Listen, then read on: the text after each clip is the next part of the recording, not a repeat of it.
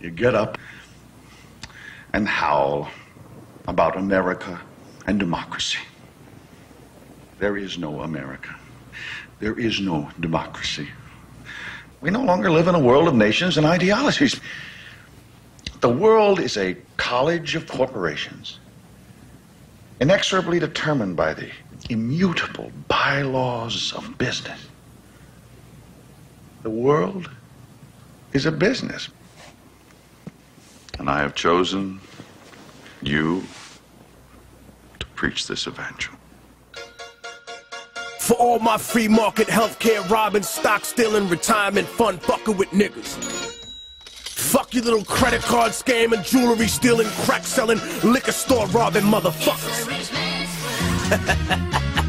Shout to the homies, Carnegie, OG, Willie Randolph Hearst, Baruch, Rockefeller, the real Rockefeller, my main bitch Leona, pour out a little Louis the 13th. Scott Rothstein, Jack Abramoff, hold your head. My Rothschild niggas, let's get this money. I spend my day peppering America overseas. Pension for the workers, nigga please. Embezzlement, etiquette, private settlement. I'm better with Confederate rhetoric from my mansion in Connecticut. Foreclosure, Vic hoes out the tenement. I twist words like a speech impediment. I hope you got good credit, bitch. If not, better get a new job with benefits. While I play golf with niggas and get cheddar with. New money buys brand new carrots. My old money bought your great grandparents. You got grills in your mouth, I ain't mad at you. I own every gold mine in South Africa. Thanks, baby, you made me $1 billion. Plus, I own a building for each one of my children's children. That's the shit. Snort coke in the whip, Miss USA sucking my dick. Yeah, what? Fuck the law, cause real jailers for suckers. I go to country club prison, you dumb motherfuckers. I am the 1%. Fucking bitch. Yeah, you know my CEO corporate steez. Please overthrow governments overseas in a breeze. Politicians in my pockets for a few hundred G's. So if I'm ever in court, my assets are never free. I got a job and a house and a bank account. When I'm out, I doubt that's something you could say. And if not, then a fake death like Kenneth Lay. Make money every day, the world burns on its access. While y'all struggling to pay taxes, I'm getting my money the fastest. Memos and faxes, shredded up documents, slush funds through the corrupt continents. But they don't want me indicted, cause they don't want my dirty laundry aired when I fight it. Don't get my lawyers excited, cause what good is a law if you can't rewrite it? I got CIA traitors, dictators, so fuck y'all whistleblowers and haters. Shit. I'll invest money from Al-Qaeda in the bank, 9/11 widows go too late to capitalism's who I pray to. Fuck the state of the world. Money talks, so what the fuck I need to say to your girl? I don't pay them to fuck, I pay them to leave. You know my CEO corporate steez, greed. I treat countries like the IMF, down on your knees. Real gangsters run the world, fuck what you believe. I cut down the forest while y'all niggas burning some trees. I get your family murdered for a couple of G's. Cause your working class money ain't fucking with me. You think rappers are rich cause of songs you heard? My labels make the money and have it rap the fucking word. Yacht in the ocean coasting with the sails out. Hey America, thanks for the bailouts. I made off at the Banco Ambrosiano. Got away scot-free like El Vaticano. Activist, activist get mad at me cause I'm a tax-free charity. 80% to the staff and company and 20% to the homeless and hungry. The country gotta pay the Fed Reserve. Kick back to the banksters, haven't you learned? You protest cops and patrols on the street, but I bought City Hall so I own the police. Email, Facebook, and the shit you tweet on a phone company, so I heard you speaking. My suggestion is no correction, no election, sex with no affection, no invention to benefit the world. A man will exist till I got the money in my hand. World Bank, interest rate, damn rate on the spot. But I'm a gangster, you gon' take my money like it or not, nigga. I got your country in my pocket, motherfucker. You know my CEO Masonic steez, cheese. Only little people pay all these taxes and fees. Since you were born, we controlled what you watch and you read. And pretty soon I'm gonna own the fucking air that you breathe. I take what I want, fucker, I don't have to say please. I convince you that it's good for you. Take it and leave. You think presidents are the face of a nation? I put them all where they are. End of the conversation.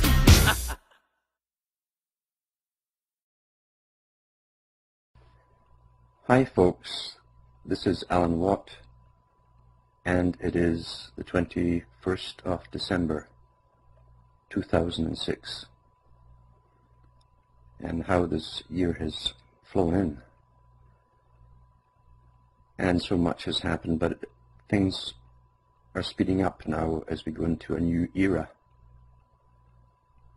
The 21st century was kicked off with a bang, and we know that many books have been published by those up in the know concerning the 21st century and where they would take us. And by God, have they taken us there so far, even starting with 2001, the real beginning of the 21st century. And in a sense, that's why Arthur C. Clarke's movie was put out, called 2001, back in the 1960s, to be a celebration of that which was to come. And in the movie, they go through a space journey. They show their religion, of course, based on evolution through species. It's all at the beginning of the movie and in the book. Until you have humans who are traveling in space, who are now up against their next big challenge, which is artificial intelligence, where the computer HAL takes over and starts killing off the crew, and the one male who overcomes HAL becomes a god, because that's the mystery religion, all tied up in a story form. And they could have put the same story out at sea or on the earth somewhere, but they put it in space, but it's the same esoteric meaning behind it, where he who overcomes all, including the grand architect himself, becomes God. The 21st century also is to be a time of complete reorganization of a whole way of living. All that was in high Freemasonry must perish, be destroyed, torn down, demolished, to make way for that which is new, the New Age. And just like in the olden times when they would build cathedrals next to existing churches, they would be dismantling the old churches, they built the new right next to it. A traditional method of the mystery religion. And they're really referring to not only the physical world, but also in the spiritual world, and in their religion based on a form of evolution and interbreeding, special breeding, specialized selective breeding. Charles Darwin did not originate a theory of the origin of species. He simply reiterated what his father had already done and his grandfather before him in their publications, because it's a religion of the esoteric higher Freemasonry, not the little stuff at the bottom that people join in the Blue Lodge. The blue stands for the open sky. All that is seen for the profane of intelligence is blue, the blue sky. However, the real work is done in the dark. And the light that shines within the darkness are the luminaries who guide our cultures, the planet, and the future. There's also the higher lodges too, coming out of there with their different colors of purple. That's royalty. The dawn is purple, the purple dawn. And then you have the red lodge, of course, which is revolutionary lodges. Always have been. And he who changes the world and gives his life for the world streaks across the sky, gives brilliant white light, then turning gradually to red, shedding the blood, the life of the world, or for the world. And this is the standard mystery religion, which most religions, the exoteric, are based upon.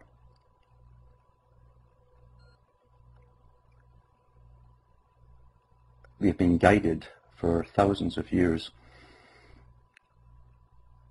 and definitely from the inception of some definition of wealth. Most natural tribes don't even have terms for wealth or personal possessions even, because they lived naturally.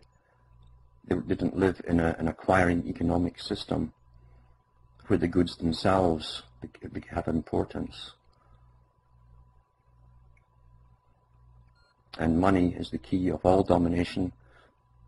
It doesn't matter what it's called or what's used for money, as long as a few people at the top have the right to say what it is, how much it's worth, and how much you will be taxed back, because that's your labour going back in taxes.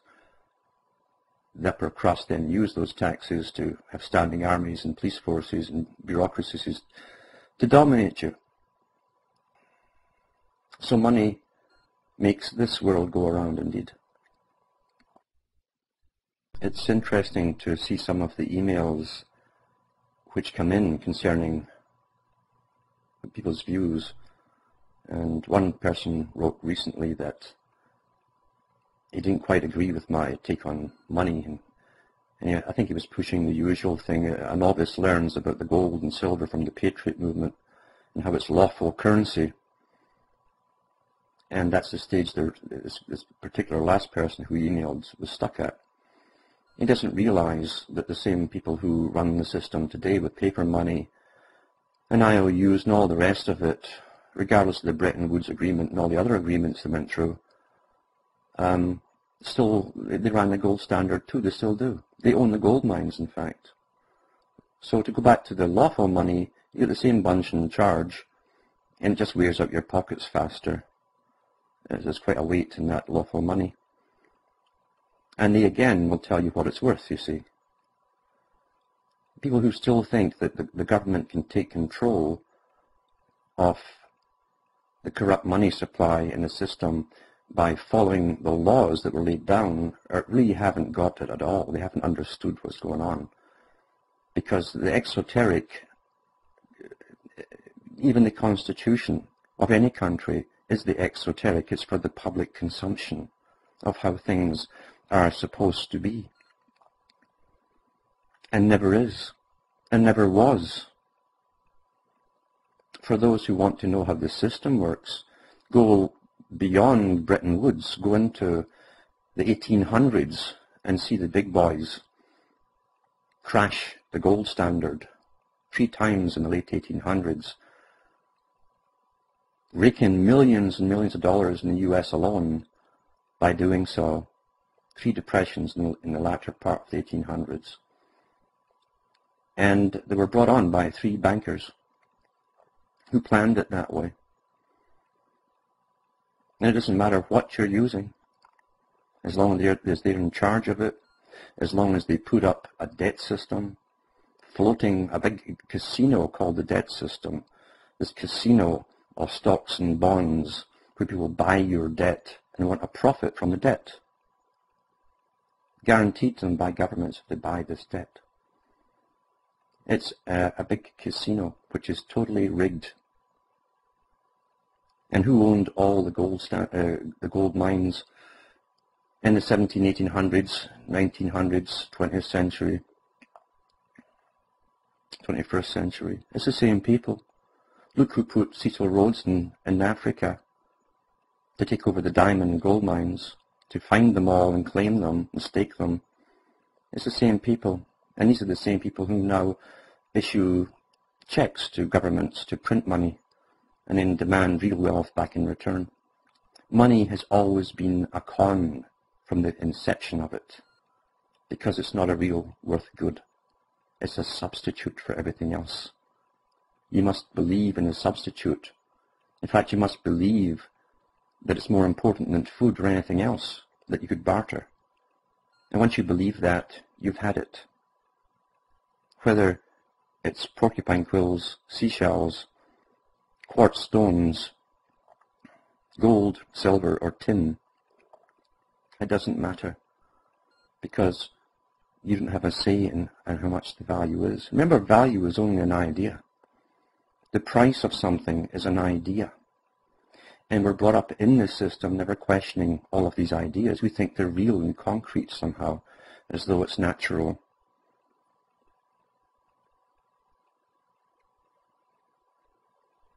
If a completely different society had been designed for the people would grow up into it thinking it was quite natural. You see, that it's always been this way. The children growing up today and getting put into kindergarten today are being conditioned already for brain chips in their own lifetime, which they will look forward to, because the PR to sell the idea to them is going to promise them all the beautiful things in the world, all the fantastic powers and joys and experiences. And if we haven't learned that we've always been lied to by the elite, then we'll never learn anything at all.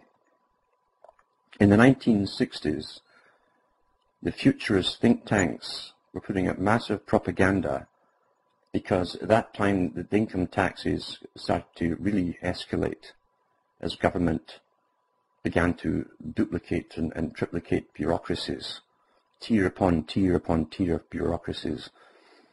So to tell the public why it was happening and to promise them a rosy future, you see, at the end of it all, they said that all this money was going to create a system where very few people would have to work.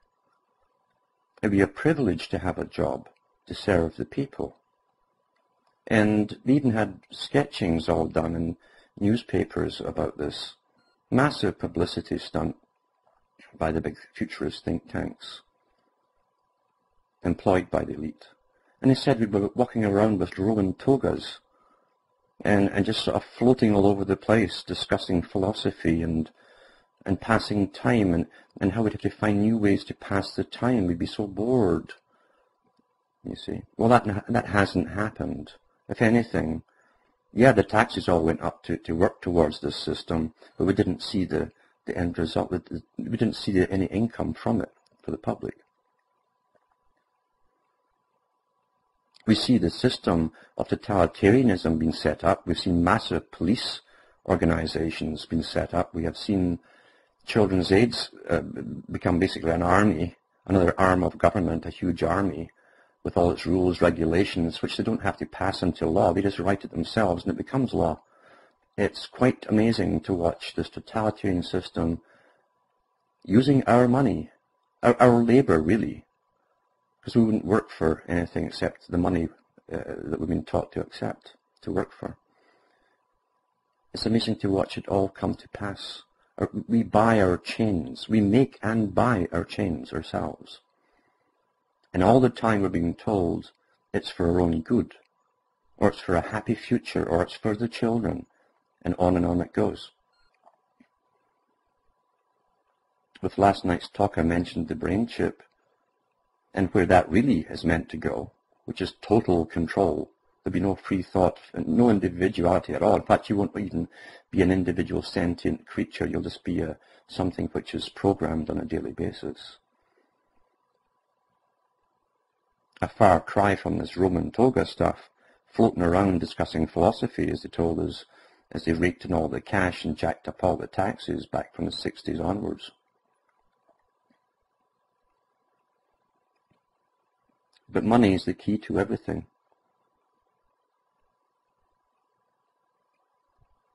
He who has the gold makes the rules. Now it's just the checkbook and the right to issue those checks. And we have never been told and never will be told why a couple of handfuls of these families have the right to decide for the rest of us what money is or what it's worth. We watch land being taken over across the planet. They were the governments first put into national parks. If you notice, at the end of every year, the governments will announce how many hundreds of national parks they've created that year. Then all this gets given off to the big bankers or the United Nations for debt relief as a swap land for, well, remember the old oil for foods is con game that we saw who raked in the money there at the top of the United Nations, who's still there, by the way, because they're pirates at the top. It was the same thing with land for debt swap. That's what's been happening for years now. Biospheres, UN biospheres. And the United Nations was brought into being without a single vote of any citizen of any country outside of the little high Masonic cliques that formed the governments of each country. The public were never asked for any input. The politicians never asked for the right to do so. It was just done. That's democracy for you, because democracy has never existed on the exoteric level and never will exist on the exoteric level.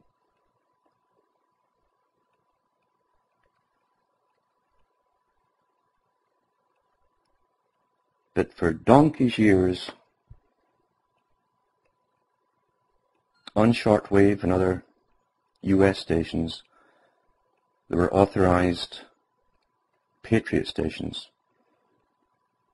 going on about all this stuff decade after decade after decade, and always being funded by gold and silver, and selling gold and silver, without telling the people the rest of the story as to who owns the mines, who sets the price of gold. See, the Rothschilds always set the price of gold every morning.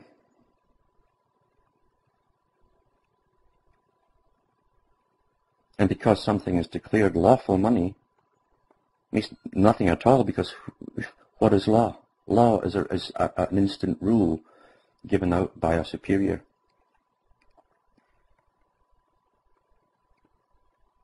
There is no vote taken again by any citizen whether a law should be passed or not. And there's no input from any citizen as to how a system should be set up and run. It doesn't work that way.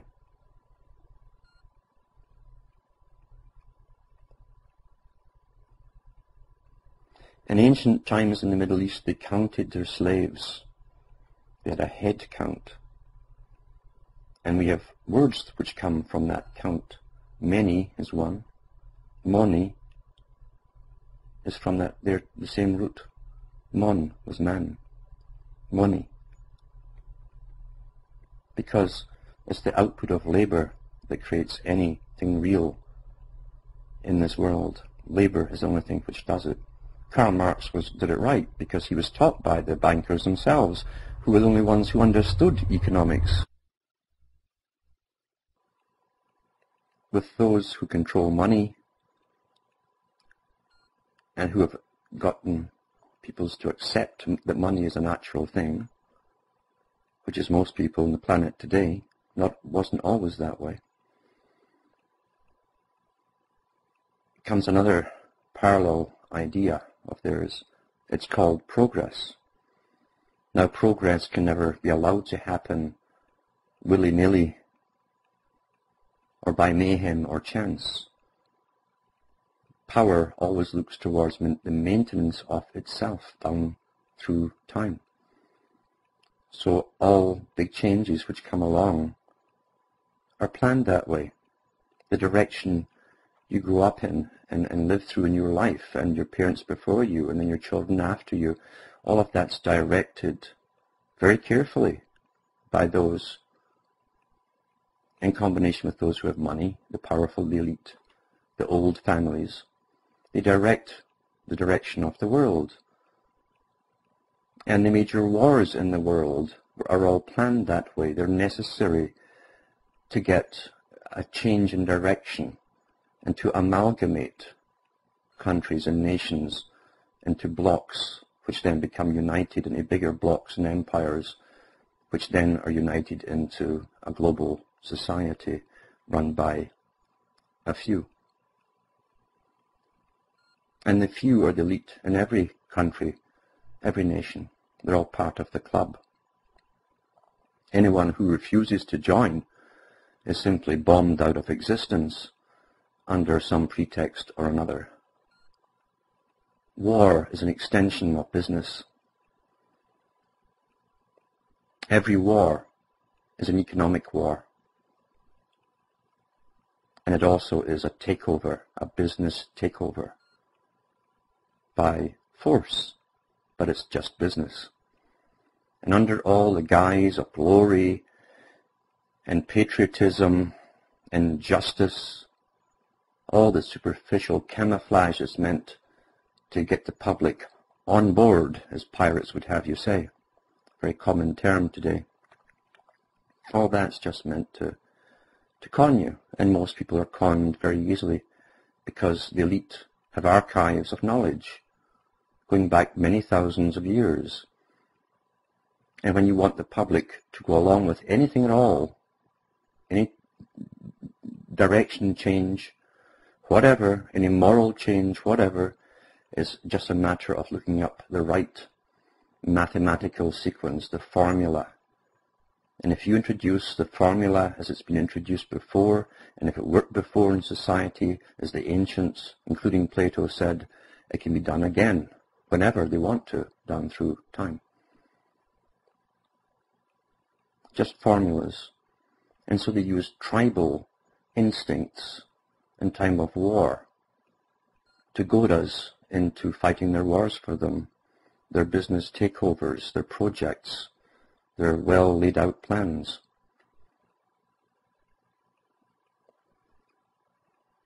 There were writers in the 1800s writing about the future wars to come, which were necessary to get a world empire underway. And they knew who they'd have to take on. They also knew the countries which could be bought off and brought under the wing by simply paying off the established elite in those countries. But they also knew that there were other countries which couldn't be so easily bought off. And they have no hesitation about creating the circumstances for war. Sometimes they had to agree between the elite of two countries to have the war, because although they would be on board in either country, the populations wouldn't be. So the wars were really to convince the populations that change was necessary, to get them out of their old way of living into a new way, an amalgamated new way. We are run scientifically. Nothing is left to chance. Anything that was left to chance could run amok and have a roller coaster effect which couldn't be controlled.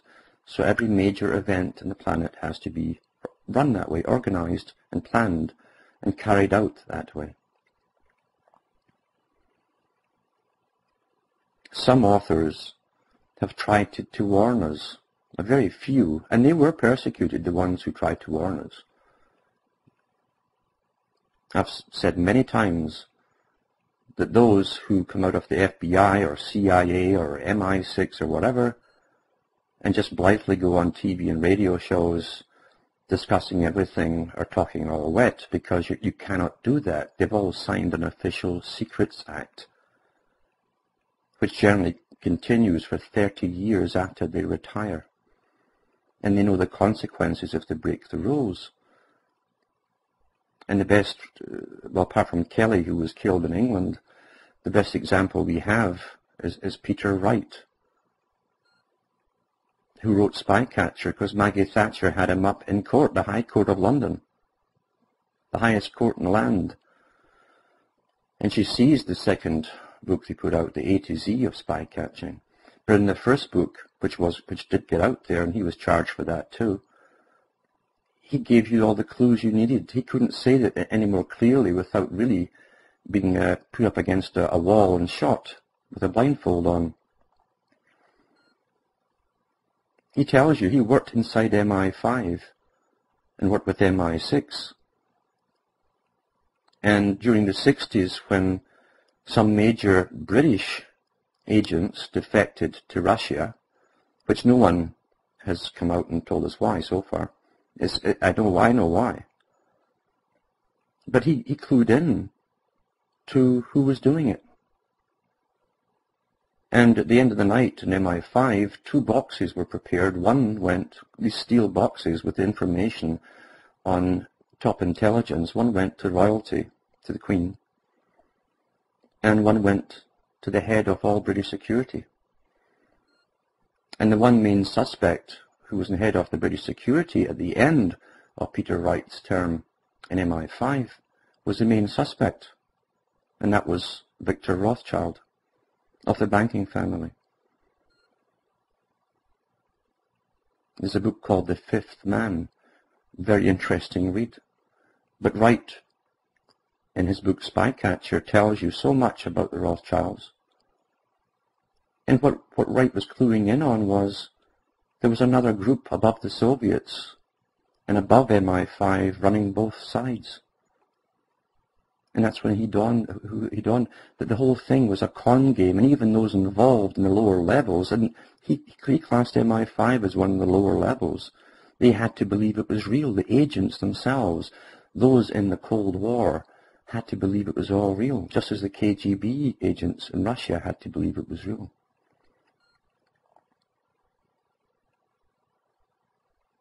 It's amazing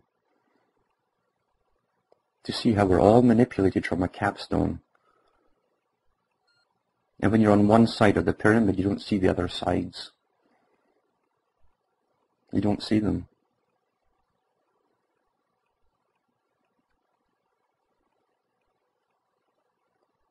Wars have to be real to those who fight them.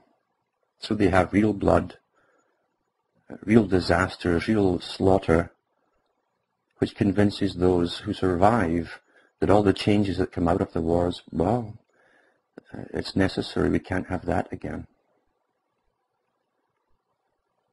Conflict. Progress, as it's defined, is the outcome of conflict. In the mystery religion, they use the seasons to describe the whole, the one. The 1 year consisted of seasons which were opposites. So you had summer for heat and winter for cold. You had spring for birth and fall or autumn for the death, the dying. And yet out of all of the conflicts comes the next year and the next and next and next. An ongoing process of continued ongoing creation.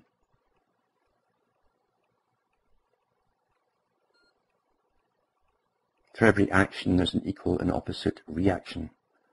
If you understand the sciences of it and the Hegelian dialectic of it, and you've studied Nietzsche and others, you'll understand the religion a lot better and how it works, and then it makes sense to you how the dialectic process works and how the world is steered and guided down through time to a predetermined goal.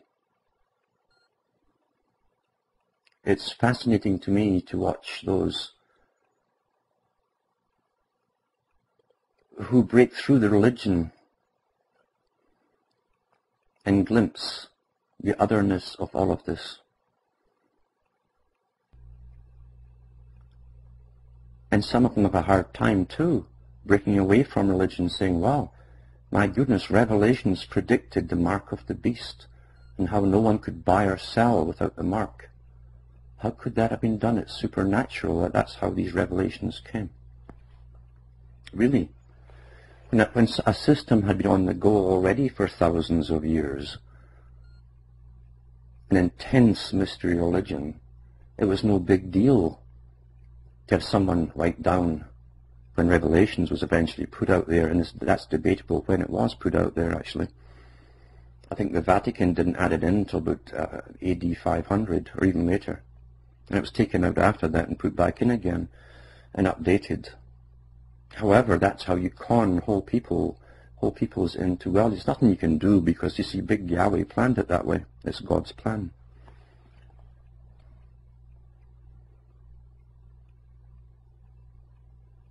It's very easy to plan a future when you understand you've already got a good part of the world under your thumb, when you control the money, because money creates this type of society you will live in, the totality of that society.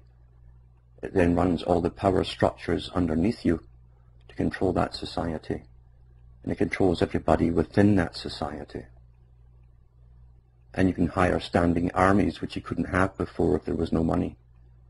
The boys would all go home when they were bored.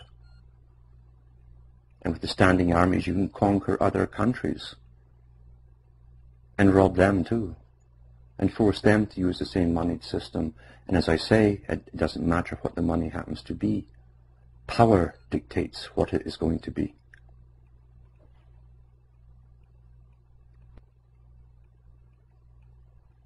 We fail to realize how artificial our system is. It's completely artificial.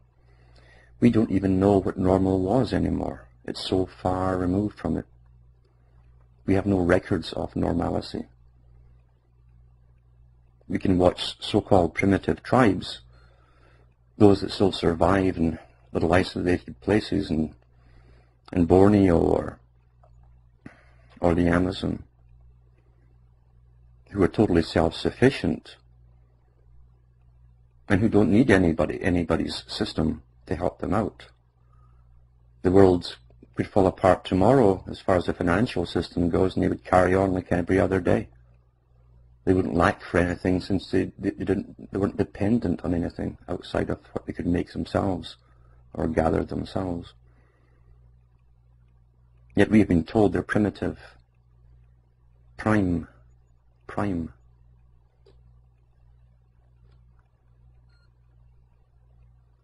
And we are advanced, supposedly. We are civilized. We are totally dependent on a system. The word now is interdependent, and they want us right down into more interdependency, right down to the personal level, not just national levels or regional levels, but personal levels, till we cannot survive in any area outside of their system. That will come down to your garden and what you grow to eat. That will be antisocial in the very near future.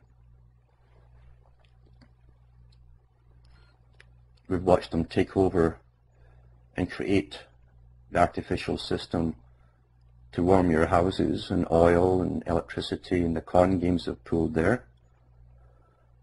And I watched this growing up in the UK, where we started off with coal that was traditional, since most of the population were down the mines before I was born, to keep the big industries going. Everything was fueled by coal, and even the ships were fueled by coal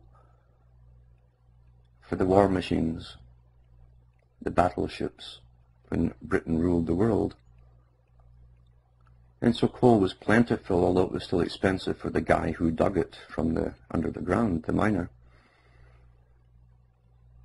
And then the governments came in and says, we're going to make it more improved. We're going to put in coke, which is like sucked out coal. They suck all the stuff out of it and give you this dried out cinder back.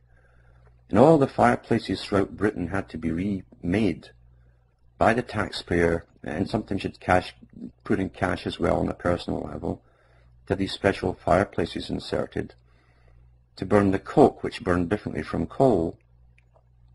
And how much cheaper it was going to be? Well, in it came, and it was about 1.5 times more expensive per ton, and you went through more of it because it gave off a nice glow, mind you, but didn't give any flames off. And you need a special, huge thing, like a massive hairdryer made out of steel, but sat in a stand to get the thing going. This was the new improved one. And then after about 5 years of this farce, and big companies that are all Masonic companies, that's how governments give out their contracts. You see, it's big Masonic contractors who get these big jobs, right down to your local level for putting the tarmac on the road. It's all Masons.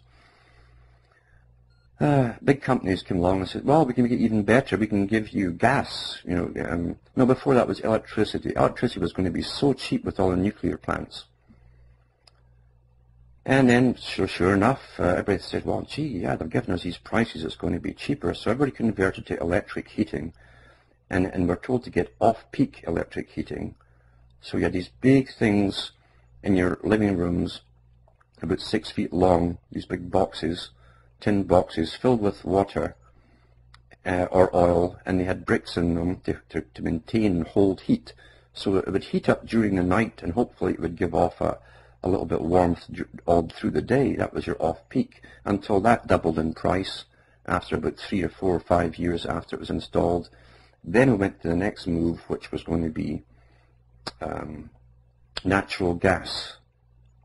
So once again, everything's stripped out once again, nationwide. This is almost every house on government decisions. And in came the natural gas, and boom, up went the prices again once it was in. We always seem to fall for the same line. We believe these guys, and we get you know what every time.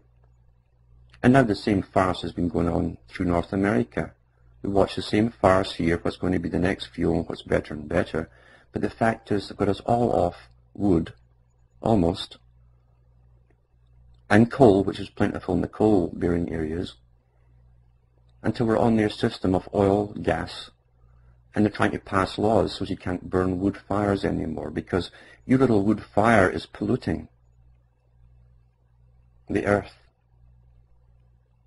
However, what's amazing is that there's a lack of consistency in their arguments, because when the governments changed the laws for the forestry departments, who used to put out fires in forests, 2 or 3 years ago, the new law is for them to set fires, which are good apparently. When they set fires and have whole forests blazing, which is supposed to be undergrowth, it always gets out of hand, and we see that through British Columbia and different places.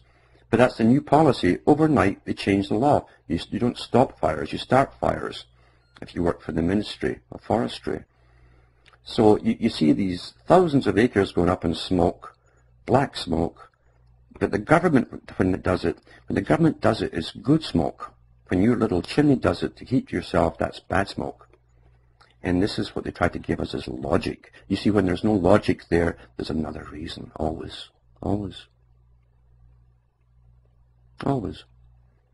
They don't want you independent in any area of living whatsoever. Being independent makes you a little bit, well, you don't want to go along with everything all the time. You get used to having a little bit of independence in particular areas. And that makes you a problem. You want everyone to be passive and go along and do what you're told and never complain and just plead all the time for whatever you need. Just plead to your local politician or whoever. Plead. Like good little slaves should do. And as the ancients said in Greece, the higher the civilization which becomes dependent on the system it has created, the easier it is to destroy it, to make it fall. We have seen glimpses of this when we saw the ice storm in Quebec a few years ago, where places in parts of Montreal came to a total standstill. Power lines all came down. Many people were heated by electricity only. And thousands of generators were donated by the public, and everybody kicked in, and food and everything was sent. And yet only 50 years before that, if that had happened, they'd have been quite able to survive themselves, because at that time, most of them still burned wood and could keep themselves afloat and alive through an ice storm. Not anymore.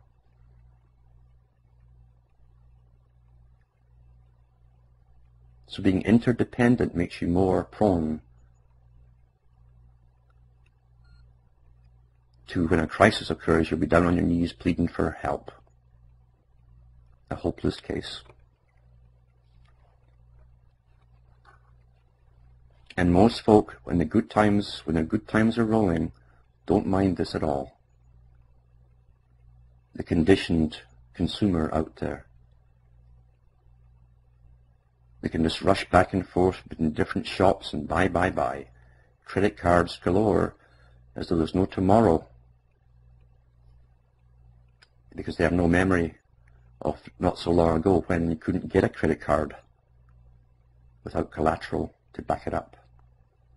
Today they're thrown at you to get everybody enslaved into a system which they have no control over, and also used to just getting whatever they want when they want it.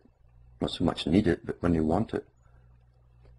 And if it came to the crunch, they'd be helpless in any natural survival situation. That's where the elite want you.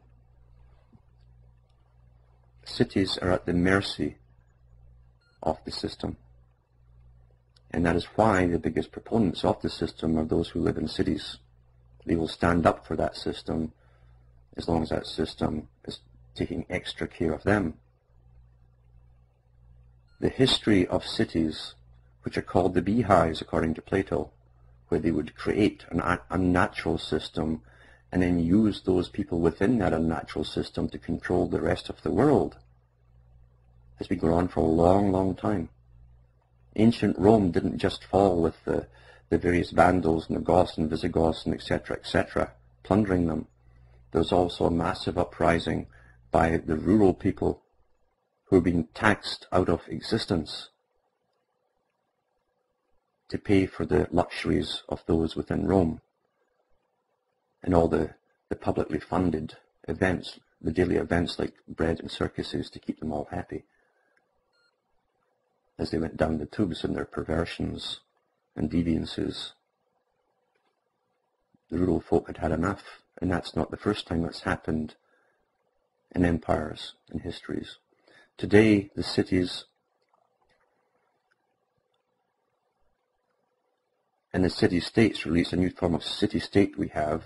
A few years ago, the United Nations declared the creation of super cities, these massive amalgamated cities which would be the new city-states.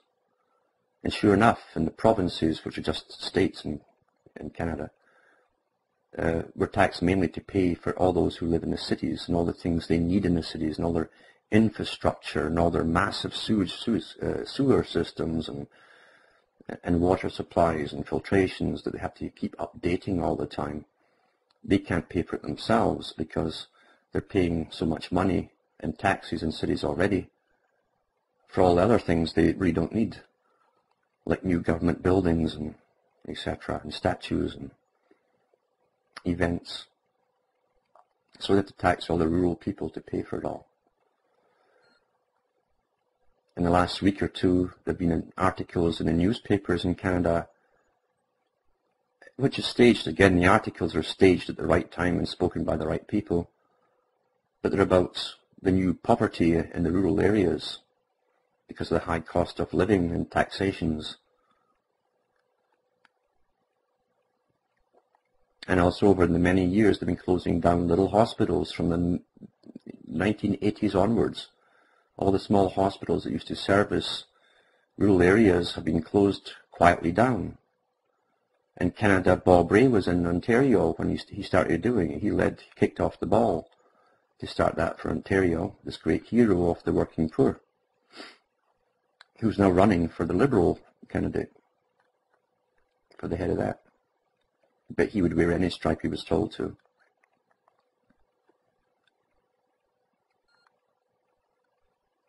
They want everyone into the cities because the cities are the new habitat areas, the new up-and-coming slums for everyone to be crammed into for this beautiful new world order.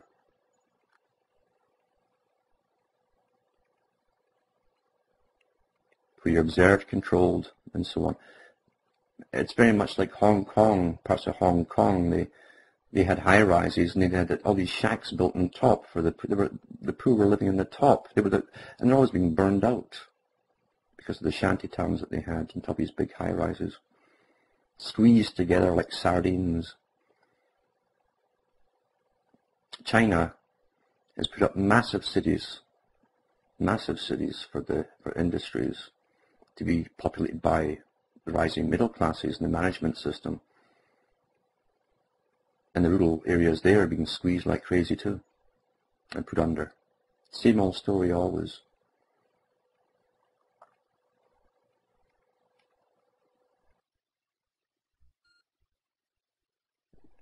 They say that one thing that we do which makes us different from other creatures is that we use tools. Now some other creatures do use tools as well. However, we certainly need them to survive on the planet. Yet, progress has been defined now not so much that we use tools, but we must adapt to the tools themselves, the tools that we make, the creation that we make, the creature or creation we make must now dominate us, and we must adapt to it. That's an interesting twist on it. And who says we must? Why must we? Well, we must because the elite have planned it that way, because we will become more efficient tools, the tools for them. That's why we must adapt to the other tools. We are tools. We will become perfect tools to be used, as we always have been. That's our function, according to the elite. Those who have no minds of their own and no awareness of reality of their own are simply there to be used by those who understand. That's part of their system. Always has been. It's very much like General Albert Pike, when he mentioned that it was not necessary that the lower orders of Masons understand the signs and symbols they would see during their rituals, their low-down degrees. It was only necessary that they think they understood the meanings of them. But we are being asked now, not asked, we're being told we're going to, and gradually coerced until we think it's all natural, that implants in our bodies are simply a natural part of this evolution, this great religion of evolution, which is an exoteric for the public and an esoteric for the elite. Really based on Hinduism, where we come out the slime and just evolve bit by some unified intelligence. Well, it's funny that other ones have evolved along with them but haven't the intelligence, isn't it? The reason that awareness is not present so much today is through massive scientific indoctrination and massive propaganda. The television has been the greatest tool. We have the Ra, Dio, the god of Ra, and Te Levi Zion. Great tools. The trick of the electric, which has worked wonders on the minds of Joe Blow.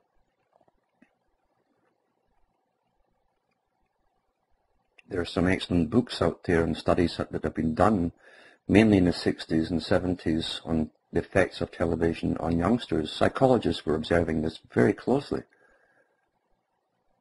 To see the zombie look on the children as their mouth drops open and they stare at this thing for ages and emulate what they see without thinking about it. All these studies were done and many books were published at the time. Now they don't put so much out because that part was really a learning experience, an observing experience for the elite themselves. That's why these studies were done, to see if they were working well and how they could even further the techniques of indoctrinations. A tremendous tool, tremendous power when television became the babysitter. and you become the passive observer being downloaded. Tremendous sciences that were well understood before they were presented to the public. In Britain, in the 50s, when many people couldn't afford televisions, the late 50s, they started dumping on the market, bringing shiploads in from the United States, and which were reconditioned and going cheap because they wanted a TV in every home, just like a computer in every home today. Never for our benefit, but for their benefit. And the company that was putting them out across the country was called DER. DER, which is red backwards, of course, for the revolutionary part. And sure enough, we started getting the first reruns of older American TV shows. Law and order type things, courtroom dramas, Perry Mason, the lawyer series. And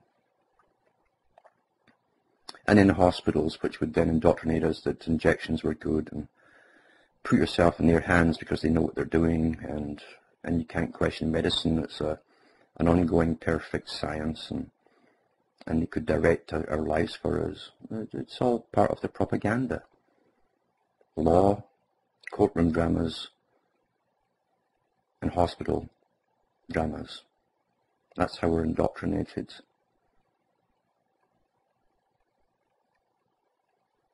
Add in a little human interest thing that sucks us into the story, and we forget we're being downloaded with propaganda.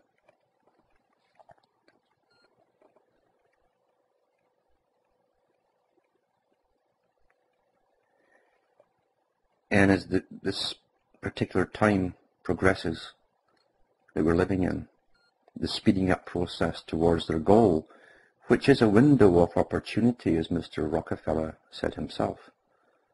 A window, remember, can close. And so they must always stay on their target time, their dates, or they start to lose control. Everything is coordinated, the public opinion, the indoctrination of the public, are the polls showing we're all on board for this? Are we on track for that?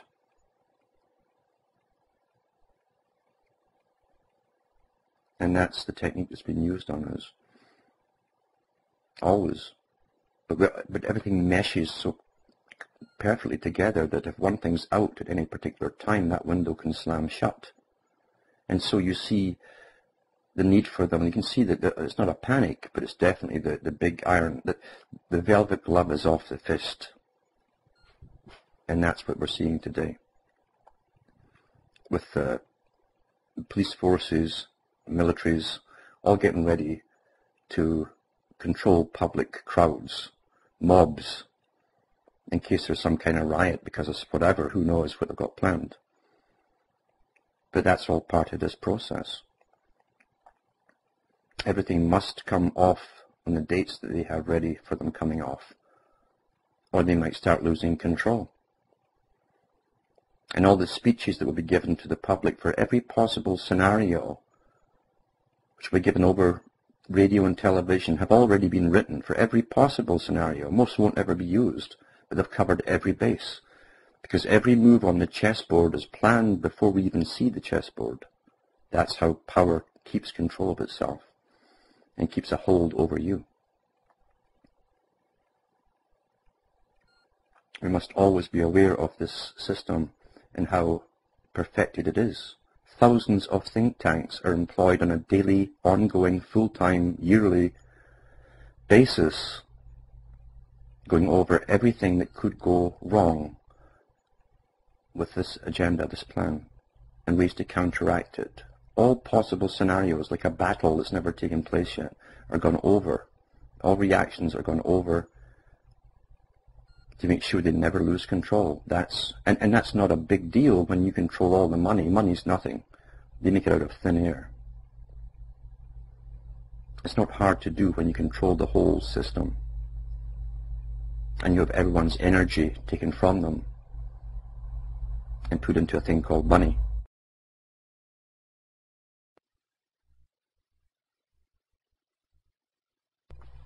Now, on a brighter note to end this particular little spontaneous talk, which didn't quite go into spontaneous combustion, the weather has been amazing for the last week or so.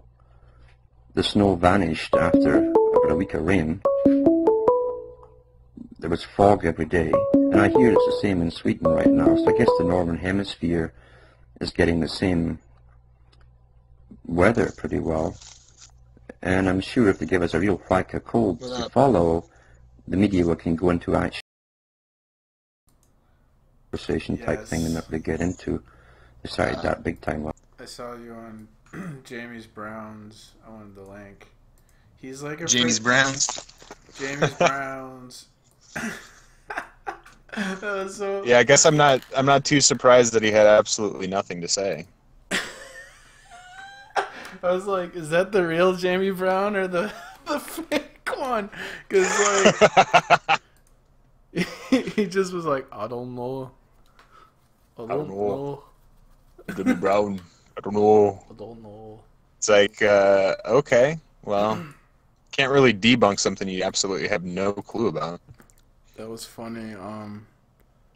Yeah, I kept asking him for the link, and Pete was having a bad connection. He kept dropping out, so when Pete's not there, it's just like dead air of him going, oh, like my video. Wow.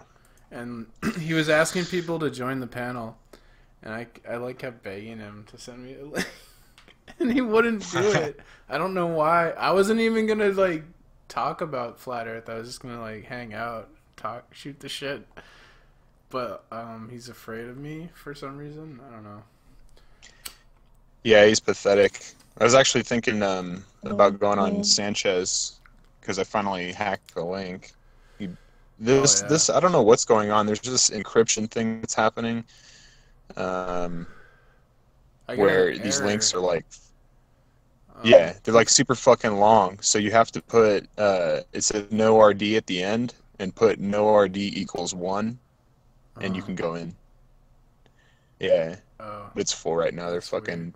They're talking about breakdancing and shit.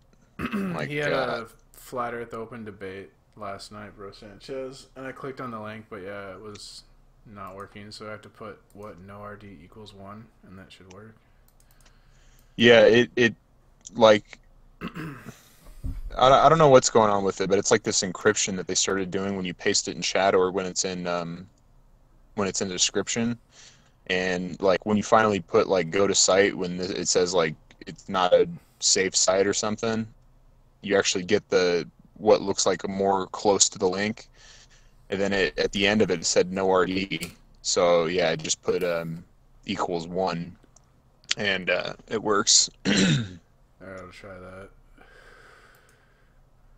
Yeah, they're talking about breakdancing and shit, man. I mean, it's just like anytime I hear these idiots, they're talking to some fucking stupid, quote unquote glober, and it makes it look like they're winning. They got 500 people watching, and they obviously don't know what the fuck they're talking. And I was watching for like 10 minutes, but I saw Bro Sanchez was like, "Oh, let me prove it to you. Let me prove it to you. There's more land," because someone asked about it. And then he brings up this fucking black and white dodo map with a bunch of, splotches of land, that, like, the Japanese news article. Yeah, that's proof to him, dude. I mean, they literally threw out the sphere Earth, that looks at least real. It looks real for fucking a completely I cannot believe how stupid these people are. And not only that, he puts, he puts fraud on Young Pharaoh, which I'm in contact with, and some other dude, and it says Earth is flat. It's an infinite plane, and he spells plane Plain. I mean, this is who we're dealing with, dude. What a fucking idiot, man. Yeah, he's pretty dumb. I was gonna go on and just be like, just test them kind of on their supposed globe knowledge, because these people have no clue. They just pretend to. Oh, I was indoctrinated. I knew, I knew the globe. And it's like, no, we didn't. Nobody learned this stuff in fucking preschool, man. Like, they try to make it out. Like, no, we didn't at all. None of this. I mean, I do think I remember learning in school that like they taught us that people in Columbus Day thought the Earth was flat, and they were so dumb, and we're so smart and advanced now. Type of so I think There was that sentiment that went Yeah. around. I can agree with that. that Yeah. was a bit indoctrinated. But Bro Sanchez is an idiot. Like he likes to do shows on topics he hasn't done research on, apparently, I guess, and like. He's doing a show on the occult. My favorite is the etymology, dude. The etymology of words that like sound close to each other, like Yeah. like spoof, boof, like, and then they're making all these connections. It's like, what do you do with all of this? What does this matter? Like, It's yeah, not we research. understand prefixes and suffixes. Like, that's how fucking languages work. His idea of research is like making shit up and sitting on a YouTube hangout all day and just like imagining things. Like, Yeah, he literally just said somebody asked him about pygmy and pigment, and he's like, "Man, I could teach you about that, but you know, I would just start making stuff up." I mean, literally, he said that, dude. he's never cracked a book. It's pretty obvious. So like I went on his panel. He was doing a show about occult symbolism, and I was wearing a shirt with, you know, like the Target logo, like a circle and a circle. Yeah. And I was like, that's a symbol for the sun. And I was like, what is this? I showed him my shirt. I was like, what is this a symbol for? And he didn't even know. And he's doing, and it's like, I don't know, man. It's pretty basic shit that if you're doing a show on occult symbolism, I feel like you should know that. I don't know. Yeah, it's So- like he had a bunch of a bunch of followers to begin with. He had like, I don't know, 45K subs. So, you know, a lot of people look at this and they say, "Oh, it's got Flat Earth in the title, and so there's 500 people watching," and it gives them credence that it's some kind of a legitimate thing. But really, if you look at that chat, man, I mean, like, I really don't care, but at the same time, I'd love to go on for like 10, 15, 20 minutes and just school them, dude, because it's like, you know, I already went on there and had a quote unquote debate with them where I tried to show him some of the evidence for the sphere, and I don't think he knows any of that. I think he just figured out that the moon phases are not caused by the shadow of the Earth, like a couple months ago or a month ago.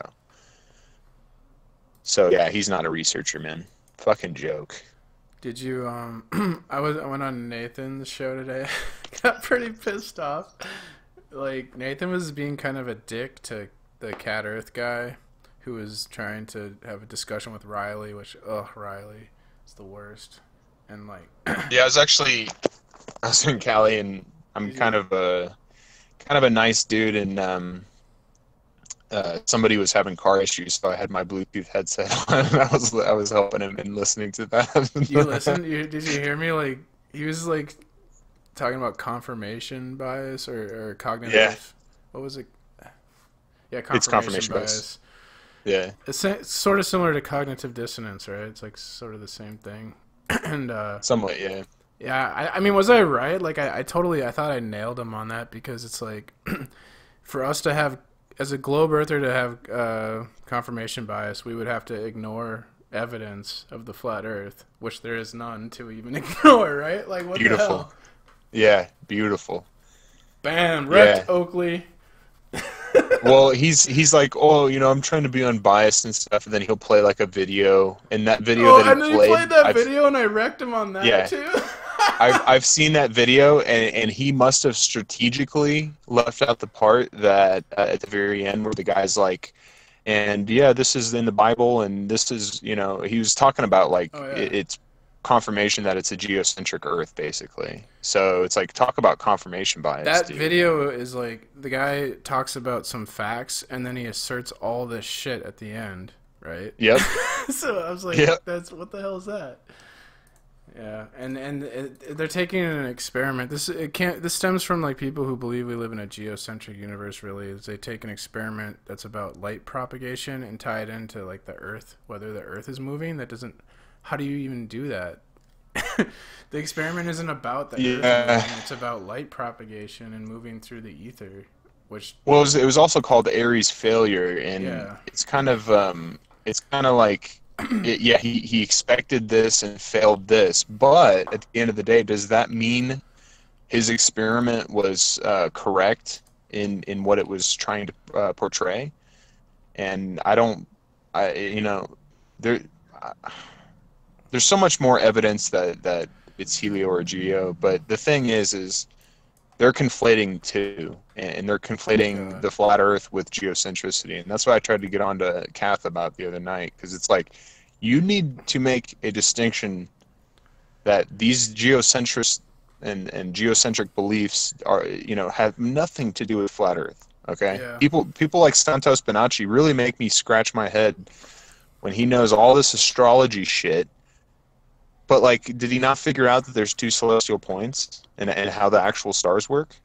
I mean, that guy's a new age hoaxer fraud, obviously. Yeah, Guru, fake say so. guru. That this type of guy Cathexis would try and get you to listen to.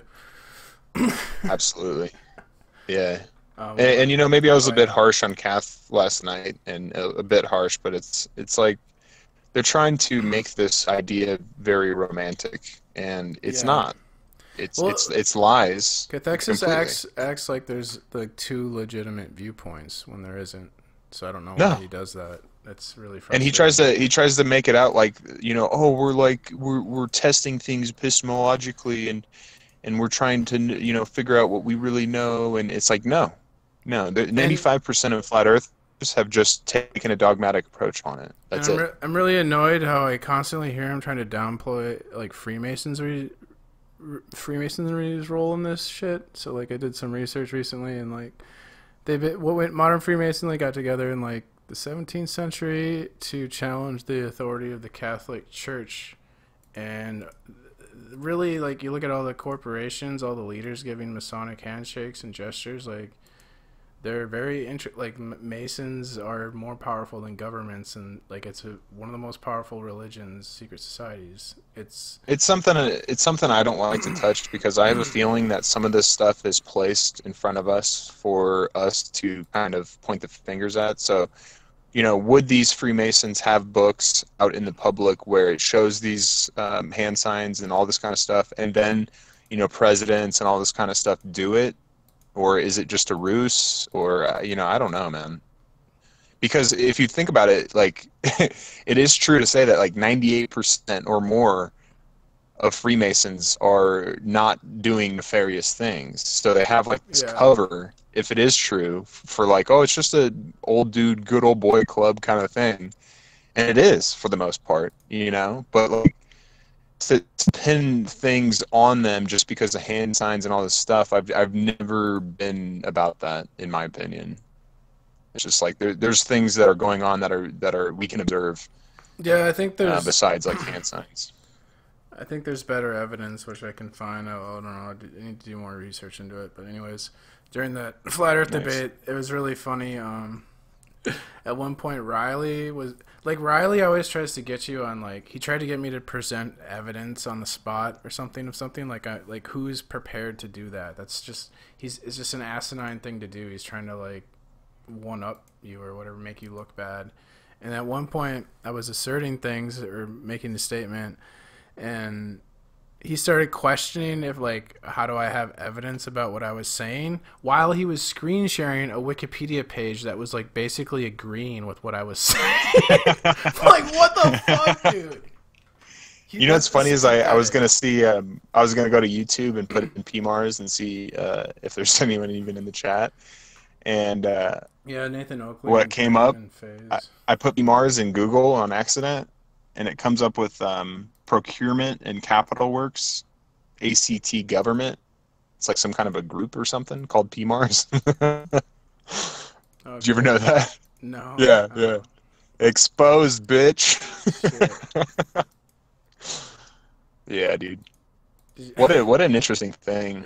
I like, people don't understand in my last video that I've retired Tim Osman. You know what I'm saying? Like, it's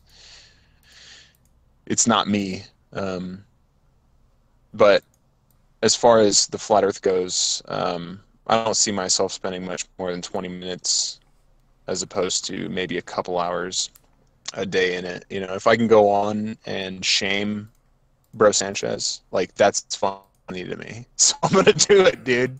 If I can go on and try to show that Jamie Brown and Pete Shea are just talking a load of nonsense, or or nothing, then I'm gonna do it. People need to see this shit. And I going into the chat it's a social experiment almost for me too, because I just watched the chat, and everybody is talking shit about me, but they don't go after any of the arguments. They just attack. So classic ad homs in the chat. That's all it was. How do we know the shape of the earth from looking up at the sky? I mean, this is absolute just basic bullshit It's things, because I went on. That's why I just went on just to say the evidence for why people believe it is a sphere. I didn't say that this proves the sphere. I was trying to get them to kind of expand their horizons, and people really need to go back to the globe, dude. Not that to believe or to know that it's a globe. I'm saying, like, they need to go back to the globe and debunk the globe, because, like, I'm serious, dude. I don't have any debunks of the sphere model. I don't have any debunks of the geocentric or heliocentric model. I know the debunks for the geocentric model, but for me, I don't have the equipment to prove that right now. Yeah, I don't know. And really, there's such minuscule difference. Like, ultimately, it's a huge difference, but really, it's a very small difference in terms of observationally. Like, there's not much difference in what we would observe on the ground between the two models, because the stars have to be far away because of the distance that we go around the sun.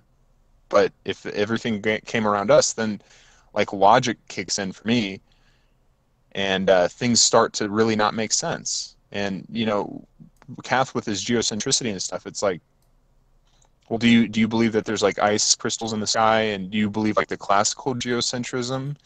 Because it really hasn't expanded further from what it used to be. It's just kind of like what they used to think it was. That's it. Did you see this drama with Mark Sargent and Patricia Steer? What? But no. I watched this hangout Antonio or Eternal Padawan did last night, and I guess Math Powerland had a hangout last night, and Antonio went in there and said in the chat that, like, Patricia and Mark are falling out, and Mark won't appear on Patricia's show anymore. And but then Riley commented on this video, and he said that basically Mark Sargent is sick of all the drama, but he's kind of AWOL right now. He's not talking to Jaren, Bob, or Patricia right now or something. That's what they're saying. So really, that'd be interesting, dude. Mark went AWOL. I think he's like the ringleader from the CIA Flat Earth PSYOP. Yeah, I think he's a, by all measures to me, he's just a PR monkey. He's a public relations kind of guy that goes and gets on any kind of mainstream media to push this idea. Yeah, this is all over that interview he did on British Morning, Good Morning Britain, or whatever the hell. Yeah. I guess the flat earthers were upset by his performance. So he's like not talking to anyone. He's like, I'm sick of all the drama, because they're all giving him crap for it. They made him look like a total tool. Yeah, Nathan Chodley, he's like, oh, well, maybe he didn't say whatever, but he's just such a fucking apologist for the flat earth. He's such a goofball, but he's saying, oh, there's so many eyes that saw this subject. And I never understood what the point of going and getting just random people that come into it are just completely ignorant to everything, to get them to come on to like, I don't know, spread the word and all this proselytizing and shit. It's like literally a religion or a cult that is looking for new inductees, in my opinion. It's really odd, man. You remember Mr. Moot, the flat earther wearing the, like, superhero? Apparently that was Mark Sargent. That's what Antonio was saying too. Yeah, Antonio is full of absolute garbage, dude. I don't know if it's true or not. He told me to watch, like, the beginning of his video because he spoke about me the other day, and he still thinks that I'm like Jason Hornsby. He's like, oh, this guy's good. I mean, he was right that I'm like really good with IT stuff, but I'm not that guy. So it's like he's wrong in that sense. But yeah, he said like really bad stuff, like bad facts. They're just like, When he it's was not true. Some of the he things was, he says. criticizing Mark Sargent's performance on that Good Morning Britain, and he's like, "Why didn't Mark bring up gyroscopes?" Well, because God, that guy in there's no gyroscopes. reason to. Yeah, I don't understand. Yeah, I checked the why he- messages. Yeah. I checked the messages on my last video, and it said from him. He said, "Oh, but what about gyroscopes?" So it's like this guy's only evidence that the Earth is flat is basically gyroscopes, which really, if that was going to be used as an argument, it would actually just be for geocentricity of the sphere Earth, you know? He was talking shit about some Glober, and he was like, "When I was a child, I played with gyroscopes. Well, you probably played with a toy car or something like that. I played with something that can help me in practical reality."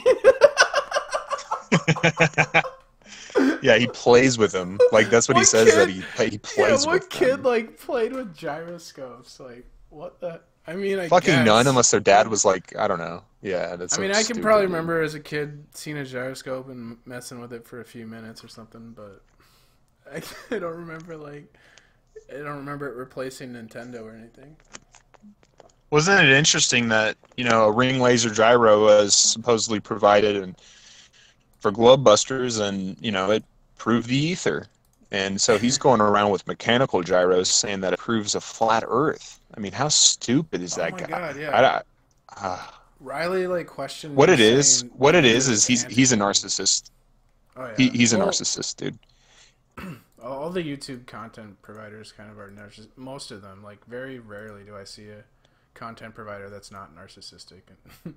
But Even a person like Pete Shea, where he's absolutely out there, he wants to be heard. That's why he goes on every fucking show that has any kind of buddy watching. That's why when I had that debate, he thought it was off air. He left and then saw that I was live and came back. Like Yeah. there is some narcissistic tendencies to everyone, I guess.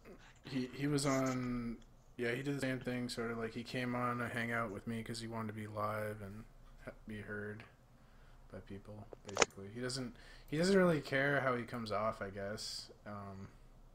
The guy can sure talk a lot of shit. Like, I can't do that, man. Like, I have to, if I'm gonna talk a lot, I have to like read a lot or like listen to a lecture or something, so I have something to talk about. But I don't have this like ability these people have to just sit here and say nonsense for hours and hours. Like, I don't know how they do that shit, but some people just have the gift of But gab. it's their outlet. Like, that's what my evidence is that it's an outlet for people to get attention. And so if he was to go against the flat Earth, he can go against flat earthers, but continue to be a flat earther and still have his following.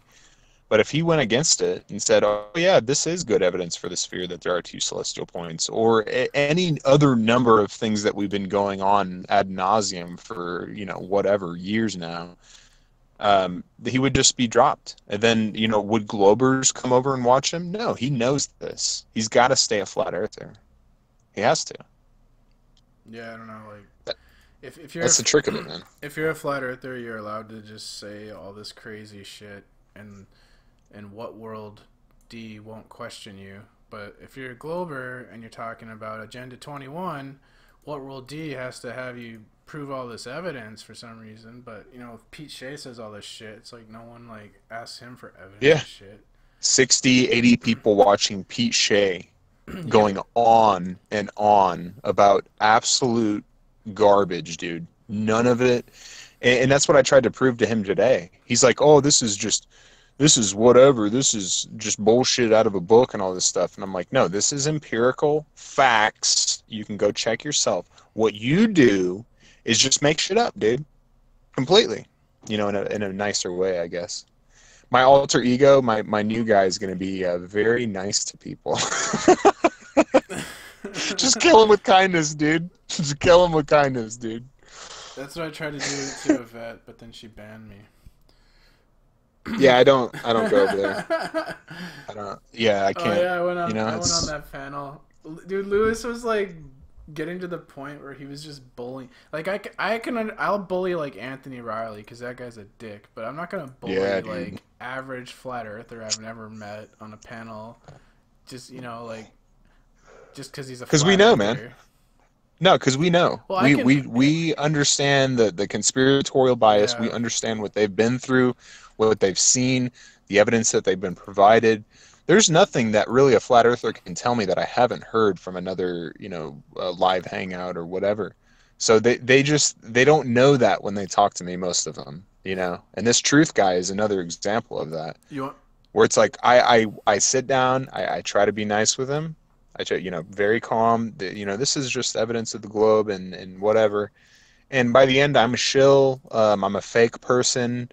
I don't have a job. I'm not a real person because I don't work 60 hours a week like he does and all this kind of stuff. And I'm just like, oh, okay, dude. You know what? Good luck. And I left. It's interesting though. Did you hear me say this? That like Lewis was on a panel last night where it wasn't a flat Earth panel and they're talking about governments, and he said that like he thinks a one world government's a good idea. He doesn't care if people have to die for it to happen because like unity is a good thing, and it's just like amazing to hear that totally indoctrinated. Like that is not his opinion, That is the. But we are indoctrinated to the conspiracy side, to where we think we think that all these evil people want the one world government, and what they've outlined in books and all this kind of stuff is why we think that way. But I'm just saying that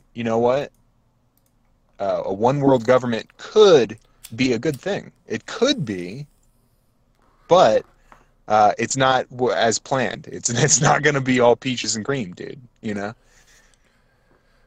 don't think it could be good because I just feel like power just attracts these like psychopathic figures, and I'm starting to think we need to go to more like of a tribal system or something because community based, absolutely.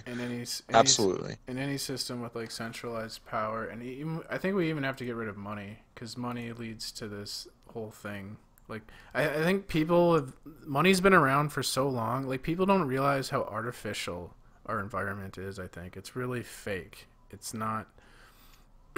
And it's designed that way, and that's why I think some of these psyops come out to where, we become even more disenfranchised by non-reality, and it helps them to come in and show us completely fake stuff. Like 9/11, I'm not really sure if that was completely real, what they showed us. I don't know. I've never seen a plane, a 747 hit another building, but like some things really do make me question, like the nose out on the second building. Like that doesn't seem possible to me. But at the same rate, I'm honest enough to say, well, in a tornado, a piece of straw can be stuck inside of a telephone pole or something like that, where we couldn't do that unless a really great force happens, to do it for us. So I just don't know, man. It is more honest.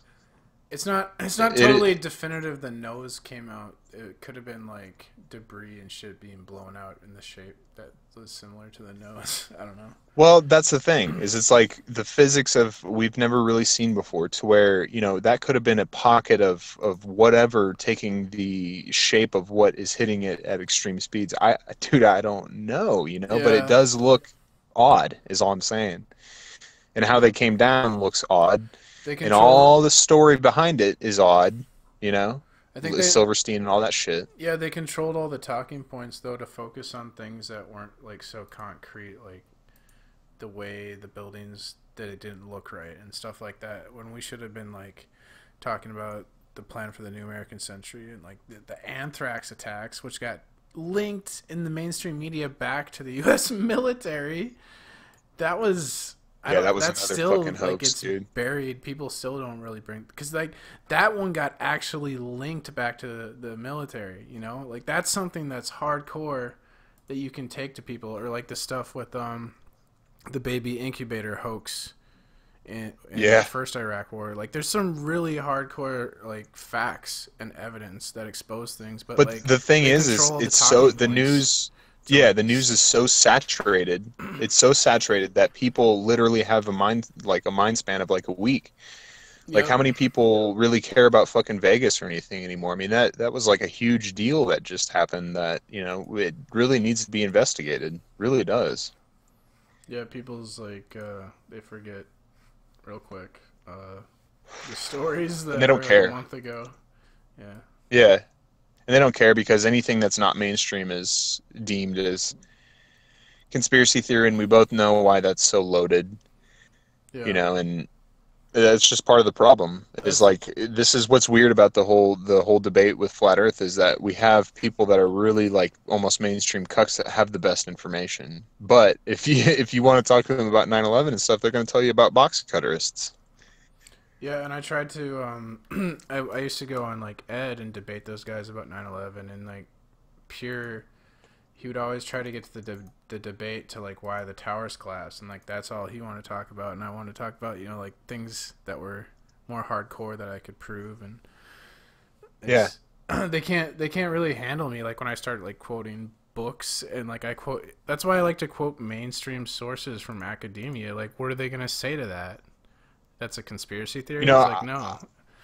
I think my second account besides Tim Osman was cognitive dissonance, and I really don't think that word would be floating around without that influence, because it's very applicable to people like that. They cannot understand the implications. They don't want to even think about the implications of what happened. I mean, NORAD basically standing down and all that kind of stuff just gets absolutely brushed under the rug. Like that really it shouldn't have happened, and really it can't happen. Like how long those planes were flying and stuff, and then the Shanksville crash and stuff. I mean, And you think about the Pentagon as like the headquarters of the biggest, baddest military. It's got anti-aircraft missiles around it. Like, oh yeah, how the hell would you hit the Pentagon? Like, it doesn't make sense unless they let it happen. And then it hit like an unoccupied side of the building that was under reconstruction.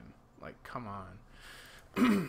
yeah, and it had some useful data, I think, as well, that they kind of destroyed. I forget what yeah. section that was, but there was some issues with that. And then of course They always like kill multiple do we birds get? with one stone in these things. We get 1 frame per second, and that is the official story, that they have 1 frame per second video on the Pentagon in 2001. Like, we get one video, and I mean, they didn't even try to fake anything. Like, that's why I think there's conspiracy candy out there, where they let us run with stuff that looks odd to the conspiratorial mind, where, look, there's a plane, to the regular people, and nothing about the whole Pentagon thing makes any sense at all. Yeah, when I read about CIA and like culture creation, or what is that book, The Cultural Cold War? This lady who wrote the book, she's like mainstream academic. She's really intelligent. She sounds like a snobby UK person, and she was saying like the CIA would just basically throw all these darts at a board and see what sticks. You know what I'm saying? Like, they would just put out all these crazy ideas and kooky stories and beliefs. Mass confusion, man. Yep. And like whatever became popular, then they were there from the get-go. So like, Yeah. people think it's weird that the CIA would be behind something like Flat Earth, but it's like totally like goes along with what they've been doing. They've been behind a lot of these like kooky UFO cults, and like the spreading of LSD back in the Grateful Dead tours. Well, and that's stuff. why I can't go with the Freemason. I can't run with that, because I almost feel like it's like it's out in plain sight for us to roll with. That's my opinion of it. And any amount of research is like, what are we researching? Whose books are we researching? Yeah, I mean, you can go and look at all these different guys that were huge in the president's cabinets and stuff like that literally just pretty much put it out in the open. But as far as like researching back, I mean, any of this stuff can be just manipulated to no end, in my opinion.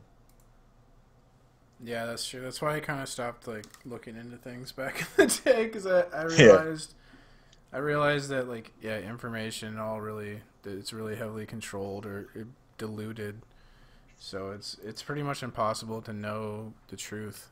Um, I don't Yeah. know. So Unless you're there, basically. what I try and do is I kind of try and like figure out.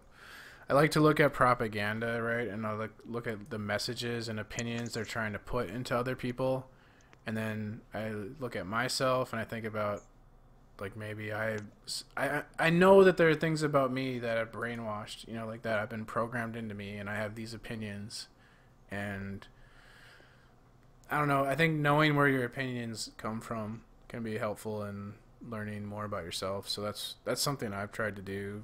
I don't know, but yeah, it's like you said, it's hard to know. I definitely wouldn't trust anyone on the internet, any people, like not even myself. I just, I think anyone could be an agent. Like I don't know, you know what I mean? Like I don't. That's what it's like. That's like realistic, but I'm not gonna be afraid to like talk to people, be friends with them. But I'm just aware that that's the reality. Like we're in an age of deception and shit. So Yeah, there's no telling, man. And like we're saying that all sides, not just both, but all sides are given. That's just how culture creation is. I mean, to these people at least, in my mind, I would go to a resource-based economy and not have money, this kind of fiat currency, and you know it. There's much better ways to go about this, but unfortunately, it seems as though people in power are controlling things, and not just the mainstream and what they're putting out, but they're controlling it all. So we're trying to disseminate information that basically has come from them, the people that we're supposedly against. And this is what Flat Earth taught me. It knocked my ass on the ground as far as conspiracy goes, because if all these conspiracy theorists run with the stuff that they run with, like no one really is to be trusted. No information can be trusted because it's just another version of the mainstream narrative, did you know? basically. Did you know Shruminati's an agent? Jamaican Titan has evidence. Here, I'll play this video. God, Shroomy, really? Yeah. So Nani, we blocked you because we have screenshots. We have screenshots of you being an agent. So Nani, we blocked you because we have screenshots. We have screenshots of you being an agent. Jeez. The way that guy talks, dude, he's so derpy. Yeah. Like Dredd has to cut him off. Dredd has to cut him off and be like, dude, the fuck are you Yeah, talking about? Dredd gets pissed at him sometimes, man. I remember that. That's hilarious. This is what we see, though. I mean, nobody's reading. I mean, Flat Earth is a clear example of people just literally watching YouTube videos and replacing one dogma for another. And I don't know. I don't consider the globe Earth like indoctrination or dogma, really, because if it is true, which it seems to be by all measures, then they're telling us the truth. It's like maybe it is geocentric, maybe it is heliocentric, and one of these, something like 9/11 is different because there's only so many people there and all this kind of stuff, but as far as like the shape of the Earth and cosmology, and all these things, there are people in fields that are not dumb, dude. They're much smarter than us, and they're much more intellectual and have much more knowledge in these subjects than us. And yeah, I don't particularly defer to them, but I also logically go through it and say, well, I would have to assume that somebody would be like, hey, something's not matching up with this sphere thing. It's actually flat, and here's why. But we don't see that. We see etymology clowns and really emotional dread kind of people, and shilly behavior like the Cow Patty Steers and Mark Sargents of the world. And none of it gets us anywhere. None of this information. Like I don't.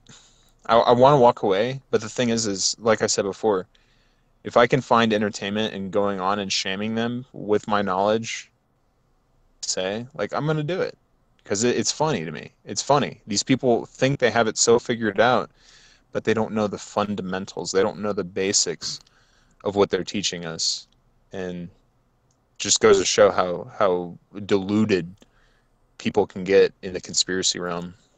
Yeah, like the guy on Nathan's panel today was saying a lot of stuff I agree with about not trusting mainstream science, and I said, like, but the things you say, they apply to stuff like climate change, not the shape of the earth. Like it doesn't. Yeah, I heard that. Doesn't make sense for them to lie about the shape of the earth, and in this day and age, I don't think we should be questioning empirical facts. Like, I'm all for questioning things, questioning authority, questioning what we're educated, told to believe. I'm totally down with that, but I just don't feel like the shape of the earth is one of those things that we're being. I just don't think it can be, man. And if it is flat, like I've said before, there's whoever created it or whatever. It has nothing to do with indoctrination or anything. Like this creation is making us think that it's spherical, and making all of these very smart individuals thinking that it's spherical. And it's interesting to see people's responses about 9/11 and how they will, you'll say, I've been very specific in how I say this and phrase this. I say about Building 7 virtually falling at basically the speed of gravity, and at free fall speed basically, and they will nitpick me and say that it wasn't exactly the speed of gravity, but they're missing the point. They're missing the point that there were fires on one side of the building, and maybe they were raging, but at the same time, we have evidence of what looks like all of the 38 steel columns being collapsed at virtually the same time to get that implosion type look, and we have absolutely no examples anywhere else in this world where this happens. And really, we should have had structural engineers go in and say, hey, we need to study this very deeply instead of just shipping it off to China or whatever the hell they did. Yeah. Study this because, if we have fires in steel buildings and they come down in this manner, we need to understand why. And we just don't have that. I mean, there was architects and engineers for 9/11 Truth, and they sounded legit, but, even the conspiracy theorists started calling them a bunch of, shills and agents, and all this guy did, the main guy, would go up and not get into the conspiracy side of it at all. He just was really trying to pose the question of how this happened, and that's what gave me the inkling that there was some legitimacy to it, because he was just posing like the facts of structural engineering, and I think some of the go ahead. The I'm going to go on mute for like 20 seconds. Go ahead. The fact that like Building 7 fell in its own footprint, it like sort of there was minimal damage to like some structures around it caused, but when you think about the fact, I think it was 47 stories, that would have been the tallest building in most cities. It didn't look that tall because it's in New York, surrounded by huge skyscrapers, but it's a massive building. For it to collapse in its own footprint, like, this is something that demolition companies try and spend weeks, setting up this stuff to make all the support structures fall at the same time, so that will happen or fall in a way. Or, I don't know how they do it, but they set it up so it'll collapse in a manner. It'll collapse on its own footprint, which is basically what World Trade Center 7 did. And for why do demolition companies even exist? Like, why don't people just start fires in the building and watch them collapse in their own footprint? Like, it is kind of illogical. They have to get it exactly right. And I've actually had the privilege to watch in Fort Worth a building being imploded, and it was something to be seen. There was definitely some explosion sounds, and not only that, these explosion sounds actually rippled the glass in the nearby buildings. I mean, it was a huge, powerful production that was successful, and I've heard, you know, you can't do that with just a fire or oops, a couple columns collapse at the same time. No, it has to be strategically placed, exact timing almost, and to get that effect. I mean, it's a science. These guys are not idiots, you know, and sometimes they even get it wrong, where they'll topple over and shit. There's videos of that. They topple over. Yeah, I've seen that. And I've also seen, like, steel skyscrapers that have been completely gutted by fire, but the steel structure still remains. Oh God, that's another thing. Exactly. I mean, these loads that these buildings are built under, they have like 50 times, you know, rigidity basically, to where they're overbuilt so that these things don't happen. So that, you know, oh no, there's an office fire or something where Yeah. the whole building fucking falls on everybody else. Like I don't- this is I don't think an a office fire science. could get. It would need, like, to be in a foundry. Like, you would need to be pumping oxygen into the Yeah. fire to get it hot enough to I think affect the steel columns that support. I will say some of their excuse, or some of the logic I guess they have, is that there was a diesel fire. There was a bunch of diesel or something Yeah. on one side of that building, and then I've heard that they don't thing is, though, make buildings like that anymore and stuff like It that. doesn't matter. I think you still need the amount of oxygen you need wouldn't be available to burn it as hot as you would need it to do No, that. that's actually true. Mostly in a kind of an enclosed area. Maybe if it's like really, really fucking windy, maybe. Yeah. And it's like on the outside of the building or something, but like, yeah, on the inside, and yeah, I mean, it doesn't make sense. And that's the problem, is that is something people can point to, that we have something for the first time in history. And you know, I've said before, science doesn't take a day off any day. Like we have pretty set sciences, and we know, I say we, but you know, I'm saying humanity knows what they're doing when it comes to somebody coming in the middle of New York, building a building. They need to be very serious about it. They need to make sure that it can hold the load, and many, many times over the load that it possibly will have, so that these things don't happen. But yeah, that was the Building 7 thing was really weird. It was like an afterthought. It's like, there's going to be so much fucking mass confusion. Let's just fucking decimate this thing, you know? And then you look at what was in that building, and it was like it was, you know, Rudy Giuliani was at the top. They just built that thing. They were investigating a lot of, like, corporate fraud and stuff. Yep. A lot of Enron, I think, was there. investigations went away. There's Oh, yeah. CIA offices in there. So when they do these things, and I'm not saying exactly they did, but it seems to be the case. But when they do these things, it's not like let's have one.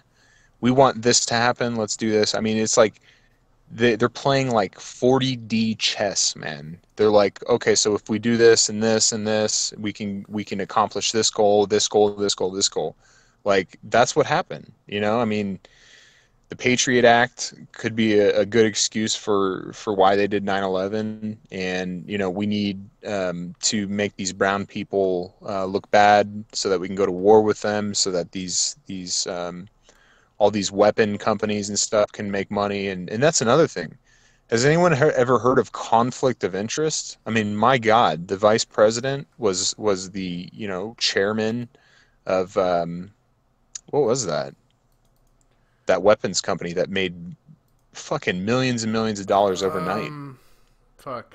Halliburton? Yeah, Halliburton. I mean, that is an absolute conflict of interest. That is, I mean, blatant, unbelievable shit. And then you look at, yeah, like you're saying, the papers that came out in what, 99 or whatever, about we need a new Pearl Harbor, and Yeah. it's like, well, that seems to fit the bill. I mean, that was a pretty big fucking deal in the one of the most probably one of the most crowded areas in the world, where they're gonna fucking decimate some buildings and blame it on some brown people to go to war and all this stuff. I mean, it's it stinks to high heaven, man. It's not just one aspect; it's all aspects, dude. The guy that owned the fucking buildings, Silverstein, taking the insurance policies, fairly close to the date, and all of this You stuff, know what's man. sick, man? Like people like Rudy Giuliani went on and did like speeches and got paid to give speeches about what a hero he was during 9/11. Fucking Oh, scumbag. yeah, dude. And Didn't he run out of fucking Pentagon or something with like a hurt hand or something? Or was that No, another I guy? think Rudy Giuliani. He would have been he was the mayor of New York. He was in New York, but he like posed as his hero. You know. Somebody did though. Somebody ran out of the Pentagon and also was like praised as some kind of a hero.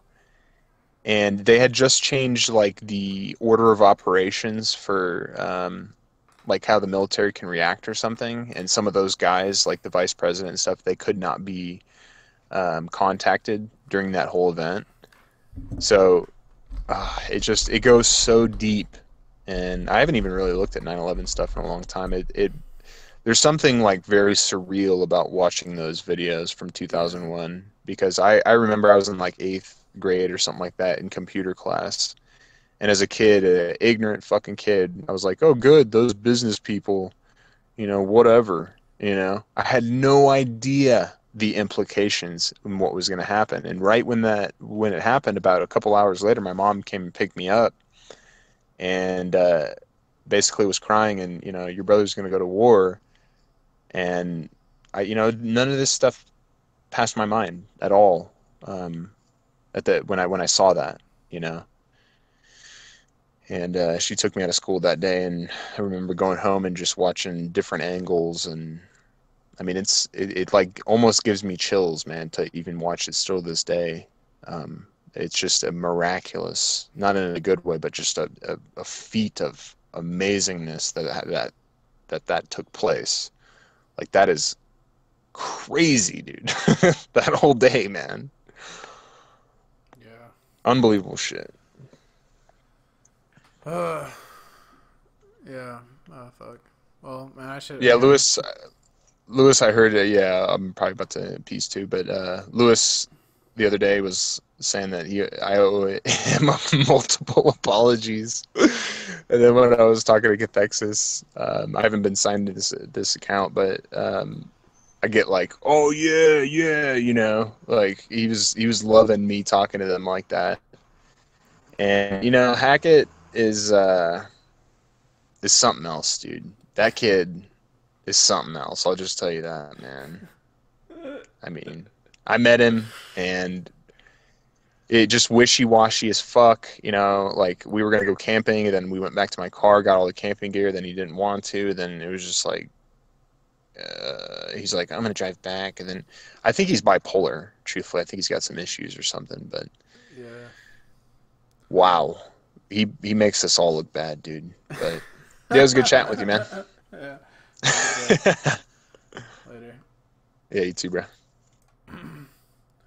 All right. Well, that was the nice version of Tim Osmond, his new character. What's up, Lost Horizon? Yeah. Sorry I didn't see you. I wasn't paying attention to the chat, Grim. Sorry. But it's cool because I don't know. I wanted to talk to Tim, so. Oh, is this about like Wi-Fi and the new 5G? That shit is freaking me out, man. People want to check out that video. Someone posted this link in the chat. Maybe I'll listen to this later. Actually, yeah, I'm kind of interested in this.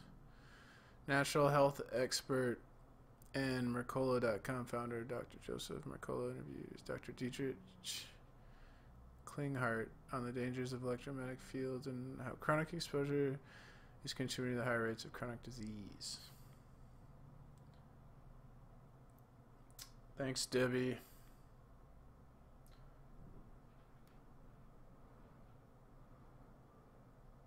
Yeah, I did vaccine research like in 2007-ish, 2008, I think. So like I forgot most of what I know. Dirt. Yeah, I'm gonna go to the gym, and hopefully that'll help me combat chronic disease and stuff. So have a nice day, everybody.